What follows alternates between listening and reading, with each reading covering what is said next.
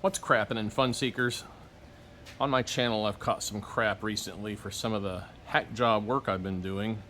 And you gotta remember something, I'm just having fun here, you know. I'm not looking to restore cars or anything like that. But on this one, I'm gonna actually have to do things kind of the right way, because it's not my car. Now typically I hate working on other people's cars. I hate working on other people's anything, because you can have problems down the road. But I like this car, and it's for a good friend of mine. His father sadly passed away and left him this. It's been sitting around a few other places, so I'm gonna try to conquer this car because I have just kind of a personal admiration for these things. My name's Jason, and this is Grease Belly Garage. Come on! There we go. Come on, baby. Ah. What you're looking at here is I'm not even sure of the year, I'll look in the door jamb. It's a Lincoln Town Car. It's a Panther platform Lincoln Town Car. About 30 years ago, 35 years ago, I worked at a Lincoln Mercury dealer. When the 4.6 liter modular V8 engine came out, it was quite I considered it a turning point for Lincoln Mercury because it was such a good engine, and those 92 bubble turtle cars that came out, which is what this is based on, those were really good cars, and we sold gobs of Grand Marquis back then. Now this one here was bought, I think, brand new by my friend's dad. It's just a pearl white Lincoln Town Car Signature, which I'm pretty sure is the base trim level. And I think it's been sitting for maybe 7 years or so. Dry rotted tires. I don't think it was ever up north. I think it was always in Florida. The pearl paint is pretty good. It's been hit in the front somewhere, he told me. And I know that because the headlight on the driver's side is much newer than the passenger side, but we will take care of that. You've got these signs of mold here. I think there's a button inside to open that. The only thing I've done so far is get this car towed here, pumped up one tire, and put a battery in it. Because this has the air suspension, it goes flat. They all fail sooner or later or have problems of some sort. And when that happens and you try to get them towed without pumping the thing back up, or you got a cheap rate tow truck guy like I do down here, it drags through the grass and scratches up the bumper and messes it up. That's one of the things I'm going to correct. But I really can't do any of that until I get it running and driving. And I'm not going to be able to drive it until I get this awful, like athlete's foot and wet carpet smell out of here. It's disgusting. I mean, it's bad. It'll just about knock you on your rear end. However, it's in good condition aesthetically. It was under a car cover. Now, a lot of guys will tell you that car covers are good. They're not when you park them under a tree, especially. Maybe the power door locks will still... Oops. Always leave the key in the outside door handle when you get out of a car, or throw it up on the windshield or something, so you don't lock yourself out. This one's still not unlocking, so we'll do it the old-fashioned way, and it's stuck. Oh boy, that's gonna be fun. And that's one of the byproducts of cars sitting under a tree. You can see how much mold is on that door panel and back there. I mean, you cannot breathe in here. It's disgusting. Aerosmith, cool. ZZ Top, my kind of guy.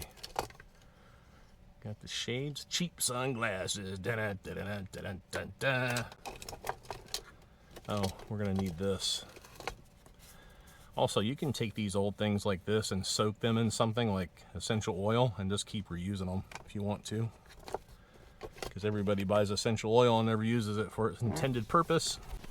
I haven't really looked around in this car much. I know that my friend told me he thinks it needs a new fuel pump. Man, I'm gonna have to gargle Lysol after all this. I took the key and went ahead and, of course, this is a crank, no start. The other complaint and parts that go with it The cruise control no longer works, my friend said. Now, what sticks out at you right away that would involve the cruise control? That right there. Now that's more of a GM thing when the gauges go all cockeyed like that. I haven't heard of that in these Fords like this, or this Lincoln, but I guess it's possible. It might also be that it's just stuck somehow. Some diagnostics are in order. Vehicle speed sensor, maybe something to that effect. This is a cruise control servo or electronic unit or whatever they called them in these particular years. These cruise controls were solely electronic, so there was no more vacuum servo with the cables to the throttle and all that crap. I don't know what's in this eBay box. Some kind of other doodad of some kind. It's got this looks like a door code card here. Hopefully you guys didn't see it. We'll test that and make sure it works. We're going to test everything on this car and make sure it works. Got all the books and papers, as the old-fashioned car dealers would say in their Sanzabelt slacks. Getting this stink out of here is going to be a lot of fun. I already have a headache just from sitting in it for a minute. Basically, these Lincolns are like a Crown Vic police car type thing. Mercury Marquis, Grand Marquis was a more upscale Buick-y kind of marketing position for Ford. And the Lincoln, of course, competed with Cadillac. That's a Group 65 series battery. Almost all Fords in the 90s and 2000s had a 65 for large stuff. They had a version of this that was called like Intech or something that was beefier, like 32 valve or something. I think this is just a standard one. 2 valves per cylinder, 16 valve, basic 4.6. A lot of these had dual exhaust. I'll check that. I'll go through all the fluids. Here's the cruise control unit here. Get all the crud, crap, and all the crevices and cracks. But to start out with diagnosing a fuel pump, you can get into this relay box if you can figure out how to open it, which should be right there. You got your relays in here. There's almost always a fuel pump relay and a fuel pump fuse, of course. You can get a test relay or a power probe, send power back to the fuel pump, which is in the gas tank. We'll look at that in a second. Probe it, make sure you got power going to it. There's also in Fords an inertia switch. This generally located like behind the passenger kick panel. That switch will trigger if you get into a car accident and turn the fuel pump off. So after the accident happens, if you've got a busted fuel line, it won't just continuously pump fuel all over the ground and catch the crime scene or the accident scene on fire. I'm gonna go straight for the fuel pump on this car because I could show you how to diagnose it all. There's tons of videos about that on YouTube, but here's the deal, okay? This car's been sitting a long time. I don't know how bad the gas is. On cars like this, I consider fuel pumps to be a serviceable part. They're gonna go bad. It's not a matter of if, it's a matter of when. So I bought a Delphi fuel pump off of Rock Auto. And we're just gonna jam the thing into the tank, make sure the tank is clean. You just jam the key on. If the fuel pump works, great. If it doesn't, then you can do the reverse and do your differential diagnosis backwards, back to your power supply. Just because when I first got it here and first put the battery in, the thing started up and ran for about 4 seconds, 5 seconds or so, and then it shut off. So I know that the ignition circuit is likely okay, and that was just fuel vapor that condensed in the lines. Maybe the fuel pump worked for a half a second. Maybe the tank is empty. I don't even know. We might as well check the trunk while we're at it, right? There should be a trunk button here. That's gas. There was the trunk. This is always a good indication of how long a car has been sitting. I mean, look at that. Leaving a car sitting under a tree is a bad idea. You're better off leaving them sitting in direct sunlight and putting a coat of wax on them. If you do get mold on the car, on the paint, this mold actually protects the paint. My compressor has the longest cycle I've ever seen. That was like 10 minutes straight of running. You see how this is all trimmed out in here? It's kind of luxurious looking and quiet and well insulated. It's even got plastic covers over the hinges. It's really cool. Now here is the aforementioned fuel pump shutoff switch here. And I'll pull this back so you can see it. This is an emergency fuel door release. Not emergency, but malfunctioning fuel door release. Down here is a switch for the air compressor or the air suspension in case your compressor is running nonstop, I believe. This is the inertia switch here, and there's an access hole right here. If this thing is triggered, this button on the top right there will be extended upward. You stick your finger in there and push it back down. Almost every Ford with EFI, pretty much every one of them did, had that. I mistakenly thought this one was in the kick panel on the passenger side, but that's usually trucks, come to think of it. A lot of the cars have them back here. Consult your owner's manual for more information. Glow-in-the-dark trunk release, which became a mandate at some point, probably in the early 2000s. I never did check the year of this thing. 11 of 02, so this is indeed an 03. Another big mistake a lot of people make, and I've seen this on YouTube a lot lately, the new car model year starts in September, officially. At least it's always been that way. So if you've got a car with a manufacturer date of 9 of 2000, it's a 2001. If it's August, usually it's still the year before. But typically it's September. They retool the plants in July and August. They start cranking them out again in September. And then it goes through until about June of the following year. And then it rolls back around to September. You don't really ever see that many cars that have an August manufacturing date, unless it's like a really popular model or something.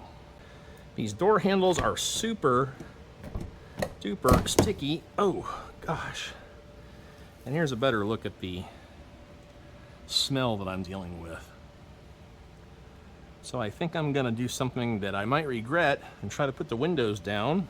Oak trees are the great destroyer along with heat. Whew, God, stench.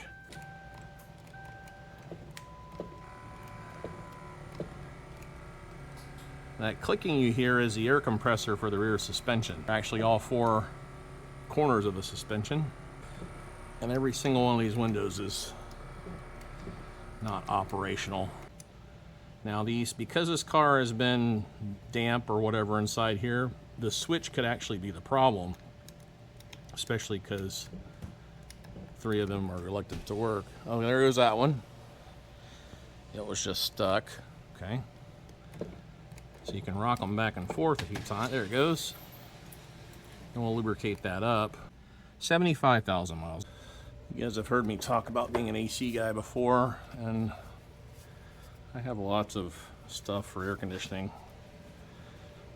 Usually I would use Lysol on this, but I don't know where my Lysol is, so I'm gonna just unload some of this in here for the moment. Mostly on the carpet. I'm going to go ahead and spray a little bit on the door panels. This won't hurt anything to just linger in here, but it will kill off some of that stink. Professional strength odor eliminator for air conditioning systems. And when I fix the air conditioning in this car, I will probably have to really clean out the ductwork on this thing. Time to unbox the fuel pump from Rock Auto and see if, who is the carrier on this? UPS. UPS, this thing should be fine. Or some of the other carriers drive like thugs and they throw your boxes everywhere and it's just a disaster. So whenever you order from Rock Auto, try to select UPS or USPS for your shipper. I tell you, getting a box out of a box is not as easy as it seems sometimes, but I got it. Now the first thing in today's world you need to do when you get a part is to open it and make sure there's not a core in there, or a used returned item, or an installed item that was not correct. Clean the tank before replacing the pump. No problem. And look at that. That's a nice piece there. This is the entire assembly here. Module, they call them these days. Got the pump, float, seal. I believe this just bolts into the tank. New wiring harness. Real nice. Float. Probably instructions. Now this was $172 on Rock Auto. They had other ones, lesser ones, daily driver and all that stuff that they call them, that were much cheaper. But because this car is for my friend and it's such a good foundation to work with, we're doing top shelf stuff here. I think the fuel tank is right above the axle or right behind it maybe, or right in front of it. And I think the pump is closer to the passenger side here. Florida cars are always in such good shape unless they're out by the beach. It's kind of the one exception. This does have indeed dual exhaust. Looks like true dual exhaust too. That's cool, really cool. Top of the morning to you, fun seekers. I got my glasses on today. These are my fuel pump glasses, I call them.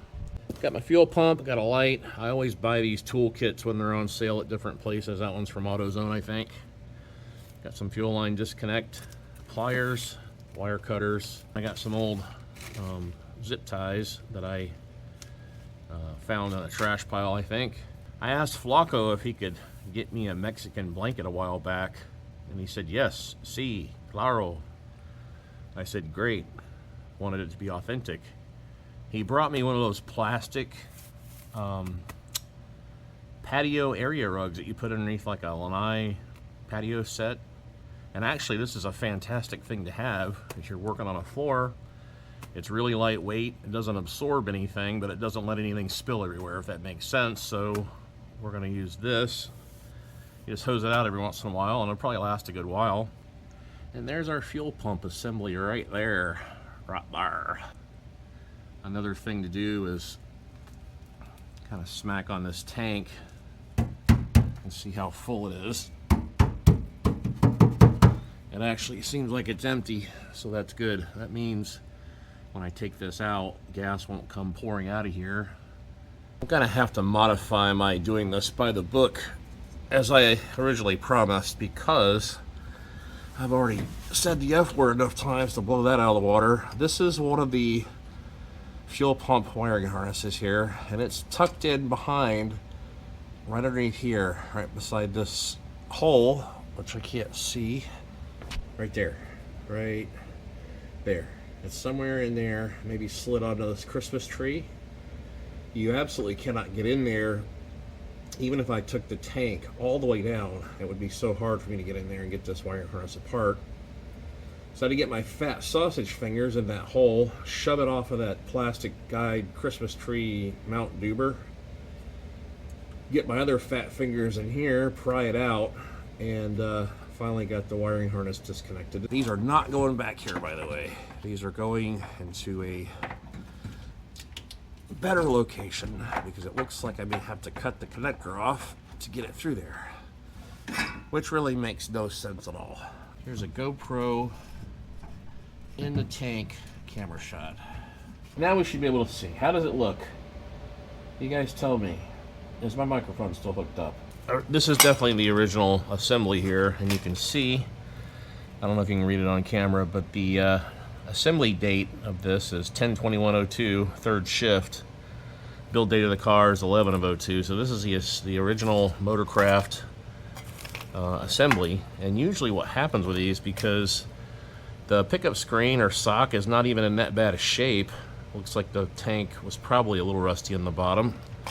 I haven't backplayed the video yet to see.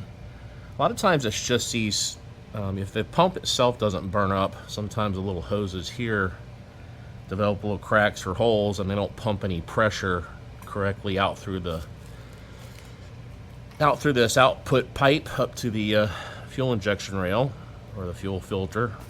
These look exactly the same, just from my current observation or my previous observation, but I'll kind of line them up here and do something like that. And they look, yeah, this looks exactly like the original. It's even got the clips that go on the tank and everything. Harness is still in the car, this one, and it's clipped up there somewhere. I gotta dig that out and find it. Hopefully it's not too bad. It's probably above the gas tank somewhere. That sucks. The harness on this new pump has a little press release deal on the side, and you can get to those sideways So whenever you go and take these harnesses apart, you should always have yourself an assortment of these little pick tools. Things are finally starting to go my way. I simply took this straight pick and stuck it up into the top of this, into this hole. This harness should come out of here now. I hope. Nope. Oh, no, things aren't going my way. Okay, I got updates. Do I ever have updates? The new fuel pump is finally in. It was very difficult to index this thing because there's no mark on the tank already, so you kind of have to figure it out. But this is it. Everything's connected now. That sensor on top of the tank was one of the worst things I've ever had to reconnect in my life. It was hard enough to get it apart, but reconnecting it was absolutely horrible. Then I got to the point where I realized that these cars have what's called breakaway studs up in the body, straight ahead there, where this gas tank strap connects. So when you take them off, it breaks off like the last half inch or something, and then it's not long enough when you go to put it back together. So thankfully another YouTuber, and I remember doing this a long time ago. This is a Dorman 03133, I believe, exhaust manifold stud, and these are basically the same thread, and they're longer so that the strap can go on there. However, getting these out of the body when they're threaded in there is not fun, okay? Not fun at all. So I had to take a new exhaust stud and screw another nut onto the end of this and then go grind it down. I've said the F word today exactly 400 times, and that's not a lie. And I'm not proud of it either. I was able to get it apart finally. This is what I ended up doing. But anyway, I'm going to double nut this new stud in there with two brand new nuts, and then the nut on the outside will force it up in there. And I'm going to put some red thread locker on there as well. You can see how much longer the new stud's going to be. That's probably, I don't know, 3/8 of an inch. It's always fun working with your fingertips too. There it went. Now I should be able to take both nuts off and then put the strap on and put a nut on it, hang that wire, and then we're ready to fire this turd up.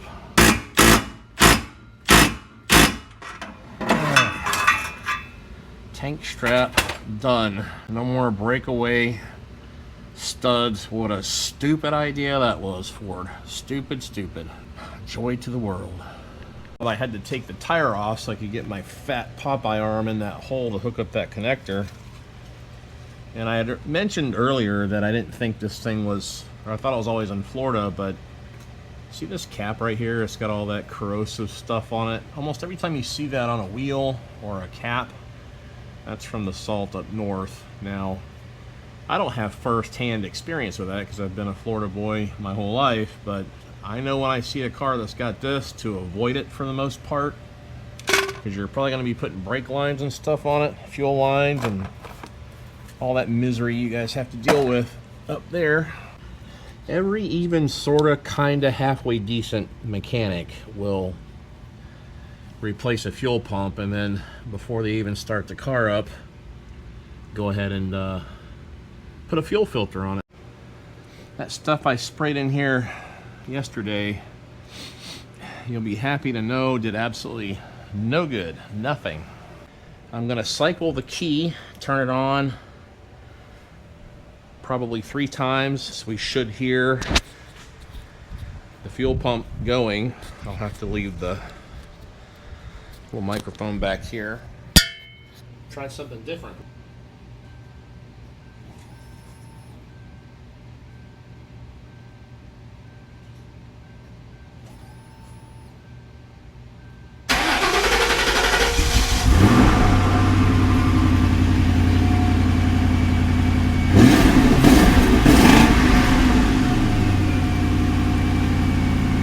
We officially have a running stinking Lincoln. Looks like a bomb went off in here. I'm gonna just do a quick check for fuel leaks, which I don't see. Very good. The radio's doing something kind of funky here. The gas gauge is working. Service engine soon, of course. I wanted to try the AC while we're out here. Compressor's down there to the left. It is not engaging, so I'm sure it's out of Freon. Oh yeah, these engines are so good. It said in those instructions to clean the gas tank, but I looked up how to clean a gas tank without removing it when it's not actually dirty. I'm gonna put some kind of funnel here. I think I got some stuff I can put in this tank. Here we go. This will work. Seafoam will be fine. Top of the morning again, fun seekers. Decided to do this backwards like I always do. And this part is not going to be by the book because it doesn't matter. It's the lower lip on this bumper. I'm going to fix that up and make that go away. My friend also pointed out that the clear coat is peeling off on the front bumper, but it appears to be only this top section above the chrome. Down here, it looks like it could be cleaned up, wet sanded and polished out, and it'd probably be okay, but this upper surface that gets cooked in the sun is flaking off on both sides, and this headlight here is pretty grungy. So we're gonna go ahead and take care of all that. We'll start by cleaning out some of the dirt that the tow truck scooped up. It ain't gotta be perfect this time. Seems like every car I get in here these days needs something touched up. Now this doesn't have to be perfect, okay, because it's probably gonna happen again. We just want it to look good from 10, 12 feet away. It's got a little divot over here. It's got a little divot in the other corner that's a little bit worse. What I worry about is stuff above here, because that's like a character. There's a character line right here. This is where I'll mask off to fix this, so I won't worry with that. That's what makes this not as noticeable.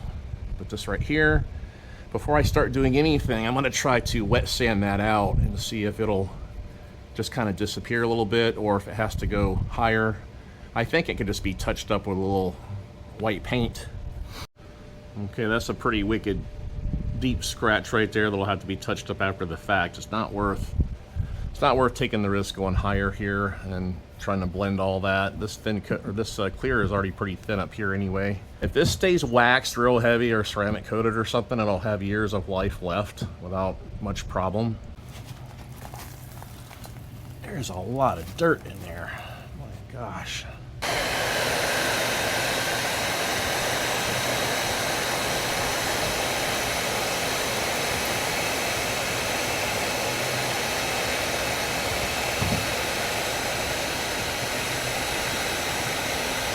So I heated it up really good, and I just took these needle nose pliers and kind of bent it like metal at first. Then I stuck it inside there and used the point and pressure and just massaged out the dimple, and it is 99% gone. It looks really good. I'll do that on the other end. Then I'll go through here and clean this up and start sanding on it, mask it off, and get a base coat down. Got it sanded down now. Now the idea behind this is I took all the roughest areas and I had to go over them with 220. I'll go back and 600 about an inch or so past where all the gray primerish looking stuff is. Then I'll mask it off at this body line, and I want that masking tape so that the clear coat or the paint that I use falls into the middle of that and kind of just disappears. Then I'll go through, touch up my base coat first, and I'll blend it downward and inward to the old paint. And then if I have to, I'll use the blending solvent to blend those two colors to kind of blend them together and make them disappear into each other.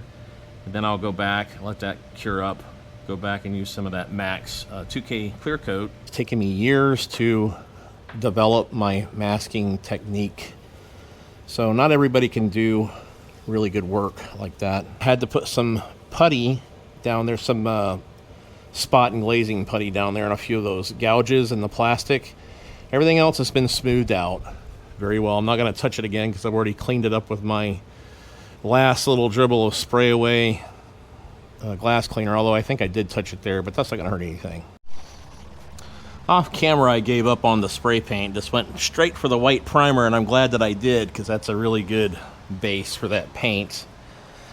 Covered up all the stuff. It blotched a little bit. I'll go and touch that up with some, probably a, what do you call that thing? Scotch-Brite pad. That's what it's called. Up here on this clear coat on this front bumper, when I sanded down the clear coat to kind of, you know, etch it, give it more tooth than the third shift at Waffle House, as I like to say, I just basically scuffed up, I masked off the part where the clear coat was bad and scuffed it with a Scotch-Brite 1500 wherever the paint was bad or it was really a problem. 600 base coat, that'll be the Toyota Pearl White right there, a little bit over there and a little bit right there. Blend that, then I'll come back with my 2K Max Clear. Both the headlights, I just dry sanded them with 600. That's all you have to do, and then spray your clear coat right on top of them. You don't have to go through all the rigmarole. That one still might not be any good in the end, but it'll look better for sure. I'm going to take a caffeine break and get out of some of these fumes for a little bit and come back to spray my little base coat areas and then do the 2K clear. Let that set up overnight. I'm going to do 2 coats of 2K clear, one light one slightly heavier one.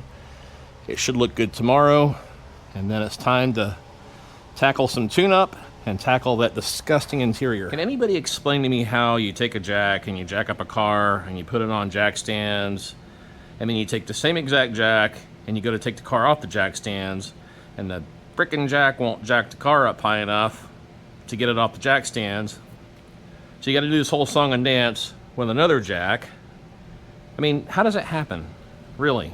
Next morning, I unmasked the Lincoln. Let me see if I can get a better perspective here for you.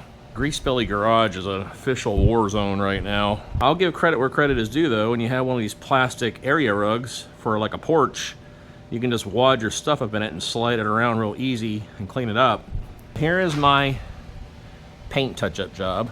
I feel like I've done 10,000 burpees or something. Here's the nick that I've got to touch up with a paintbrush deal that I bought.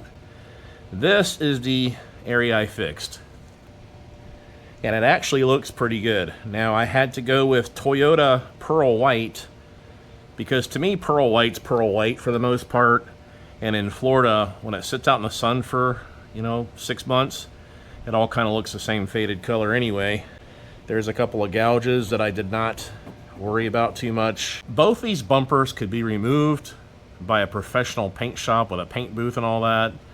Put down the tri-coat pearl Lincoln color, and they would look a million times better than even they look now. Here's the front end look. Now there's a few flaws right there that I could not correct, but they kind of match the ones down there, so it's fine. This front bumper has definitely been repainted before. No doubt, no question in my mind. The yellowed out headlight looks much better. It's not perfect. I probably didn't spend enough time sanding it. It's got some, I don't know, some starburst stuff in it, but it looks way better. When I pulled my tape off, it pulled a little paint off of here. That's another indication it's been repainted probably. This headlight looks better. This headlight was actually really nice. It just had some flaws up here and they're completely gone now. That's dry sand with 600 grit sandpaper, clean it with spray away glass cleaner, 2 coats 2K clear, and that's what you get. I got an air filter for it. I'm not going to do an oil change because I hate dealing with used oil. I'm going to put the air filter in. I've got 8 spark plugs, Motorcraft. There's a million videos on YouTube on how to do that. Well, before I do any of that though, I'm going to check this air conditioning system to see if it's even got a charge in it. The internet is absolutely full of drama queens about air conditioning. A monkey with a bottle of Motrin can do air conditioning work. The worst thing in a car is doing the crap under the dash. A lot of AC guys and even engineers and stuff will go, "Hey man, you shouldn't have a leak, it's a sealed system. How about your refrigerator?" Well, that's kind of a halfway good point. Refrigerators though, and a lot of commercial refrigeration cooling units and window units and things like that have no service points whatsoever. There's no O-rings, nothing. They're made together, soldered, welded, brazed, whatever you want to call it, and puncture, or they're sealed from the factory. And they have some way they release it, and typically you'll see a little pigtail that's bent over and soldered. I think they have a machine that does that. In a car and a residential AC, you have connections. They've got service ports. Refrigerators don't even have a way to check the Freon. You have to use a piercing valve. When you have a system that's got any kind of point of entry to check the Freon, or moving parts like a car with all these bolted together joints like right here with O-rings, you can have leaks. You can also have, I call them like passive leaks. So when a car sits for a very long time, the refrigerant kind of becomes stable and it just sits. The O-rings and the seals and the Schrader valves, the compressor shaft seal, can actually dry out a little bit, and it can leach Freon out over time to the point where it doesn't even have the pressure to energize the system. So when you have a car that's been sitting for a long time, the first thing you want to do is check and see if there's any kind of pressure in the system at all. A lot of guys will come right out of the gate with all the, hey man, you better throw a vacuum on that thing and pull it down to 500 microns. Well, no. You don't have to I've never pulled anything down to 500 microns. I mean, I have, but it took so long, I was like, I ain't doing that anymore. Because you just don't have to worry with it. Before they even figured out you could pull them down that low, it really wasn't ever a problem. Pull it to 30 inches of mercury and vacuum and you got it. So I found the low side, which is the fat line here. The high side is the skinny line up here by the coolant reservoir. I'm just going to take a thermostat screwdriver. This particular one has another doodad on the end to take the Schrader valve out. I'm just going to push this down the Schrader valve inside here and see if I hear a psh. Okay. It just went for 1 second. Now that doesn't mean that there's air in here. When I pushed that down, it went psh. Still doesn't mean there's air in there. Air almost has to be forced in here into one point. Otherwise, it's like an air curtain. It's just an atmosphere against an atmosphere. Now, I could pull a vacuum on this now and check for leaks that way. Or I could just put a can of Freon in it and see what happens. Guess which one I'm going to do. Then we will have a talk about another dramatic topic, which is a AC stop leak. Now, I'll probably end up putting this in this car because I've had really good luck with Red Angel. They still sell this at O'Reilly's. You're going to hear a lot of chatter online about people saying, this will gum up your TXV, man. No, I've never seen that. I have used this literally hundreds of times. I've never seen it do anything like that to any air conditioning system in any car. And the household residential stuff you buy, I've never seen it cause a problem either. If anything, you just waste money on it sometimes, and that's about the worst. I'm going to go ahead and put a static charge in this thing and see if I can hear any audible leaks right off the bat. And the reason I'm doing this first is because air conditioning is kind of important to people. I'm in Florida, that's how I know that. Now, somewhere I have a gauge. I can't find it at the moment. Another myth you'll hear, don't charge these with a can upside down. Well, that's kind of a myth too. You're not really supposed to, but, oh, and by the way, this has stop leak built into it. But sometimes you can't get the Freon to go in unless it's in a liquid form upside down. People say you'll flood the compressor. Not really. By the time it gets to the compressor, it's already back to a vapor anyway. I already heard a click, which is probably a pressure switch that released. So there might be enough in it already to start the compressor. But really the goal here now is to get some pressure in here, listen for an audible leak. If I don't hear anything right off the top of my head, I'll probably go ahead and fire this car up and just charge the AC. I'm going to do that without a gauge too, and I'll show you how to do that. In between, I'll probably jam that can of Red Angel in there because it's prophylactic. I don't know if it's got a leak or not, but it ain't going to hurt to put it in there. In fact, as far as Red Angel goes, about 15 years ago, I put that into like an 81 Toyota Celica, and the guy still drives it and has never had an air conditioning problem, not one time. Man, this thing stinks. Okay, that clicking noise you hear is the air conditioning compressor. So I'll go ahead and put the rest of this can in there. Sometimes you got to give it a shake because the pressure inside this can goes down too low, and the can will start to become part of the refrigeration circuit. Pressure drops and it won't force it out. You want the can to force it out, but you also want the compressor to suck it in. So if you turn it upside down and give it a good shake and cup your hand around it, that'll warm it up and move it enough to get it out of the can. The compressor will cycle in longer cycles. Now I know this can is almost empty because it's only cold right down here, so that's all that's left in there. The worst thing about this is sometimes these little hoses they give you don't do a very good job. The red means it's going in. Okay, now we're getting somewhere. And you can hear the compressor cycling longer. So on this here, you just got to hold it kind of like upright. Always wear safety glasses and stuff when you do this. I'm wearing my fuel pump glasses today. Clear hose, can's empty. This is history. Now I mistakenly grabbed 1234YF, but I think they've got reverse threads, so you can't put it in by accident. Got that whole odorless, colorless gas thing going on here. I'm gonna start with this can upright on the brand new can. It's warm enough in my garage right here that this compressor should probably kick on and stay on. I'm sure this car probably holds 2 cans. I never, ever, ever measure out refrigerant. Never, ever, ever do I do that. Because I'm in Florida, and the measurements, the scale measurement volume that they give you is a generic North American amount.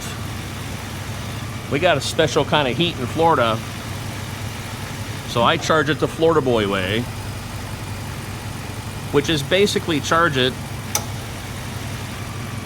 until you can rev the engine to 1500 RPM and the low pressure side doesn't drop below 20 and doesn't go much above 25 or so. That means when you're cruising down the road, you're gonna freeze to death. And at idle, it'll have the lowest possible pressure. The lower pressure with the compressor cycling or running, the colder the temperature you have in your evaporator. Another tricky way to do it, or a cool way to do it, is just to put your hand on this line coming out of the dash on the firewall. And when this fat vapor line gets to beer can cold, they call it, that's it. That means the evaporator's full of Freon. You want to make sure your condenser fan is working. I can hear it working and engaging. The compressor's not cycling anymore. It's staying engaged. So I'm going to leave it right there. That means that the low pressure switch is reading high enough to keep the compressor on. Right down there is the compressor. You can see it's clearly engaged. Here's my setup with the tank. Here's my empty Red Angel can. You can replace these caps, they're real cheap. I think I have a brand new one I'll put on. Some of these have like a flat O-ring in the bottom that helps seal them up. You can take this tool, Schrader valve tool. They make special ones for cars. You can stick it down in that Schrader valve, which is a little like bicycle tire valve. It's underneath that where I have the hose connected. You can stick your tool down in there, just loosen it till you hear psh, and then tighten it back up. Do that like 4 times, and that'll re-lubricate that valve. Sometimes you got to put a new Schrader valve in, and then you got to pull a vacuum and everything after that, because if you're going to do one, you might as well do the high side too. I don't check the high side unless it's absolutely necessary. If you touch this line, it's going to feel pretty hot. I would say that's probably 20 or more degrees hotter than the outside air, maybe even 30. And this is freezing coming out of here. I don't have a digital thermometer anymore, but I'm guessing that's probably in the low 50s with the windows down, which is just fine. If I were to rev the engine, it would probably get a little colder. Now I've got it set on automatic. I want to just put it on, I don't know why it won't let me. It won't let me do what I want to do. I want to turn automatic off. And I want it to be fresh air. How do you do that? You might know that there's a stink in here, right? And I'm pretty sure we're getting return air being sucked. Oh, let's see. Maybe this is it. Okay, that went to fresh air. So if you put it on this setting, it puts it on fresh intake air, which will take air from the outside behind the windshield wipers. Because there's such a stench in here, I got a little thing I want to do to help the stench. Okay, this is called BioFresh. New Calgon makes it. You can buy it at like the AC supply houses. It's an all-purpose deodorizer, bacterial and fungistat. Under here, you're gonna have fresh air intake somewhere in this area. So I'm gonna just spray this all around in here. Hopefully it'll get down into the plenum for the blower motor and all that and help with some of that mold smell. Usually the fresh air is only on this side. Yeah, you can kind of see it's being sucked down in, like over in this area, it's being sucked down. When you run automotive air conditioning, a lot of people will run them on max AC the whole time they're in the car. The problem with that is it doesn't dry out the ductwork and the air boxes and all that stuff. This car probably needs to be run on regular outside fresh air AC for a while. That'll help it, but I'm gonna switch it right now to max again. Recirculate button. You can hear how the pitch changed. Now it's not gonna suck air from outside in the windshield anymore. It's gonna suck it from in here and recirculate the air inside the car. When you do that too long, you know, that's primarily to get your car cooled down when you first get in it in the hot summer. But when you do it for too long, it will cause a lot of condensation in the airbox and you get mold problems that way. And so I'm gonna take this stuff, if I can see the sprayer. I break all my sprayers, by the way. See that? Broke. It's because I drop them all the time. I'm just gonna load this stuff up. When I spray this, watch how it sucks up under the dash. See how the air is pulling it in? Right back in that area. Right back there. Now hopefully I'm not gonna burn up the fan motor doing that. It shouldn't. The fan motor should be lower than where this air goes through it. This will also get into the evaporator, kind of freshen it up. Now, one other thing I'll do is I'll turn the air conditioning off and I'll go to all these vents and put a few good squirts of this stuff just right down inside the vent.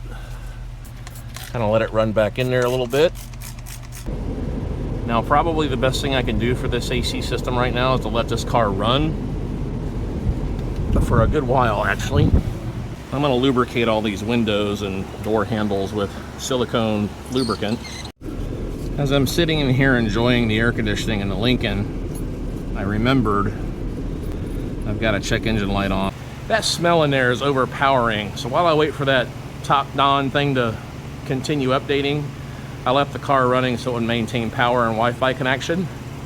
I had bought one of these steam cleaner things off Amazon about 4 years ago. So I'm gonna put it together and see if it still works. Well, that was no big deal. It's got a bunch of attachments, all kind of brushes and stuff that attach onto here. By the way, I don't know what I'm doing, so hopefully I'm not melting the door panel. Oh yeah, that's what you do.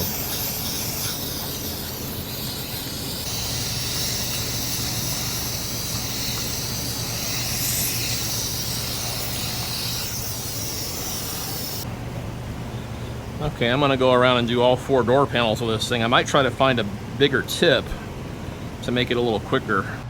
The steamer is very slow, okay? So yesterday I had another friend over here who was telling me that Sprayway makes for a really good interior cleaning solution. So I'm gonna give this a shot, just some old Sprayway glass cleaner, and this stuff smells really good. If you've ever used it, you'll know. And then I think I'll steam the worst spots, or scrub it with a brush and then steam the worst spots of the heaviest mold or bio growth or whatever that stuff is. So I'm just gonna pretty much just lace this down here with this stuff. I'll brush this around. Now I understand why detailers use steam cleaners, because it looks like a steam cleaner is the only thing that will clean some certain types of problems like that. Okay, door panels are much better now. I did the one on the driver's side with the Sprayway. I realized the back door is stuck shut because it won't unlock. This stuff here is called clean air, I think. Clen air. They sell this at HVAC supply houses to put inside of air handlers and inside of duct plenums and stuff, and you can peel the top off of the lid. And remember those 80s commercials that were, this is a good place for a stick up? Well, this is a good place for a clen aire. Okay, my GoPro overheated. That's how hot it is down here. Now I went ahead and got this thing updated completely and scanned it. It let me scan it while it was running, so that's good. It's got one code found. Click on OK. Guess we'll have to go to Ford, since there's no Lincoln on the list that I can see. Fuel pump secondary circuit. Okay. That's probably, I'm going to clear this code and see if it just goes away. That might be from the fuel pump when it was bad. Probably is. Clear, I said. Oh. It's going to be ignition on, engine off. Yes. Turn the air off. Whenever you have a scan tool hooked up, you should turn as much stuff off as you can. System passed, no codes detected. Okay. Now let's fire it up again. I'll turn it off. Take the key off, just in case. Start it up again. And the check engine light went out. That doesn't mean that it's gone for good though. It might come back.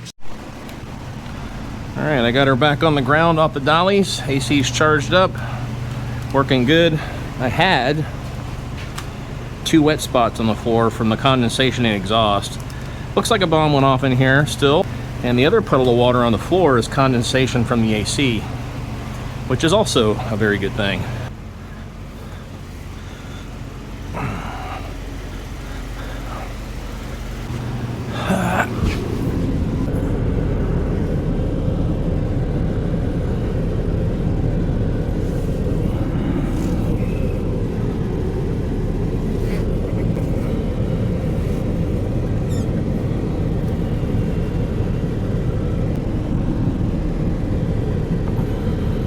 It is some kind of freaking hot today, and I wear a CPAP machine and it makes my eyeballs all puffy because I have too much pressure on it probably. And then when I go and sweat all day long, that sweat gets into the eyeballs, it really stings like a booger.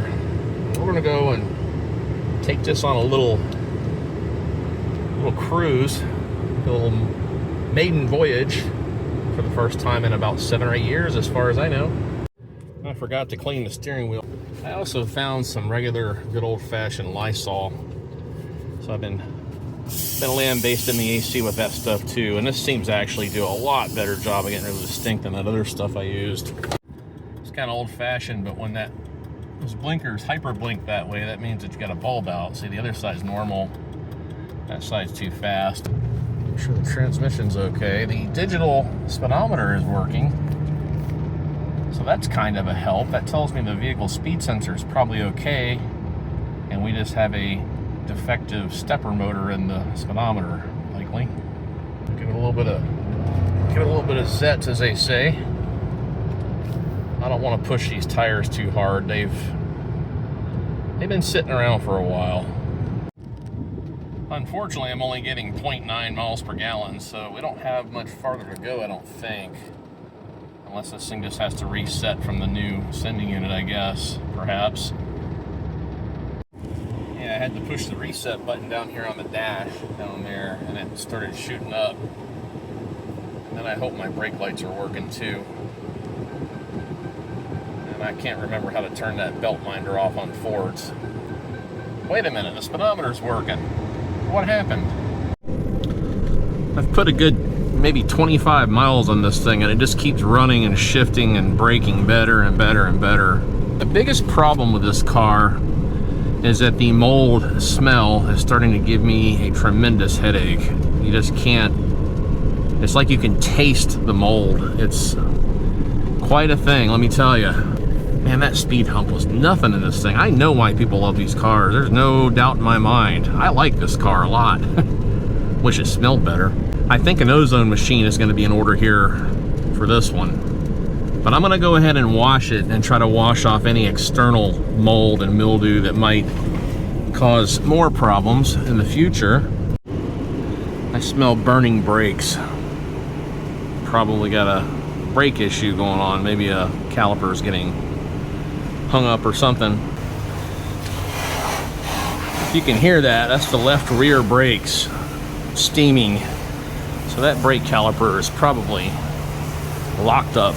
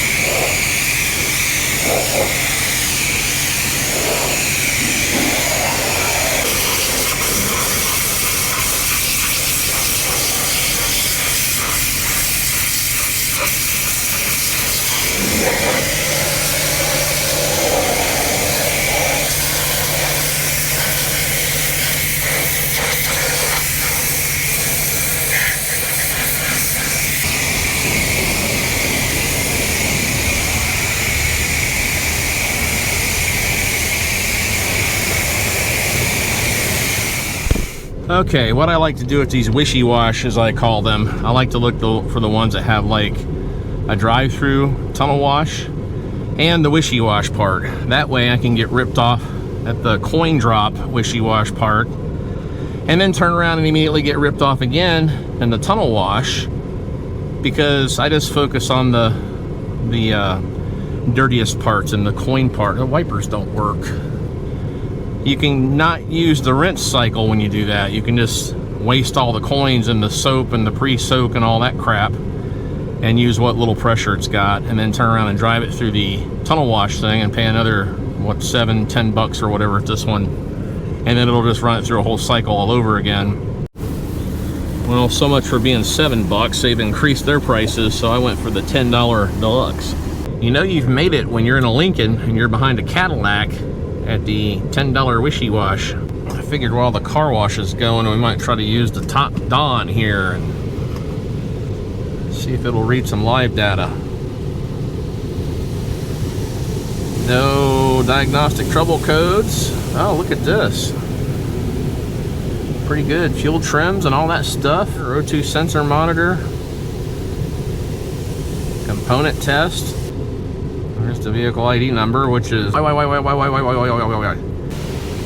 don't have to play with this thing. It's very cool.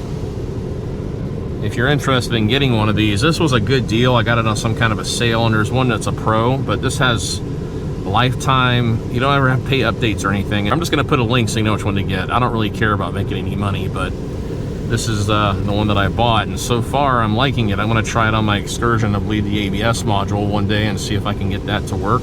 There you go. There's my friend's Lincoln Town Car. Let me give you one last look here and kind of a summary. It's really a cool car, I'm telling you. It's been a pleasure kind of working on it, even though I've had to do up and down off the floor a million times. The front of this car has definitely been repaired before. My headlight that I thought would look bad actually looks pretty darn good. A couple of flecks of paint chipped off in the coin wash, and one up there too. Hood's probably been repainted. It needs a full detail. My color match is actually pretty good. This is the original color. That's Toyota Pearl White, and I know I sprayed it right there. I mean, you cannot tell. I've always been convinced that Pearl White is Pearl White. Windows all iced up from the AC. Same with this bumper here. I painted the whole bottom part. You can still see that little divot a little bit, but that's all right. And you can barely tell the difference between that color and that color. In fact, you can't really tell at all. This is a cruising machine. Do me a favor, drop a comment down below and tell me what you think about these cars. Tell me what you think about the work I did. Make fun of me. I don't care. Leave me a thumbs up. Pay it forward, be nice. And there may or may not be a video on this car in the future, I'm not sure yet. I may just detail it, fix a couple things off camera, and get it back to my friends so he can enjoy it.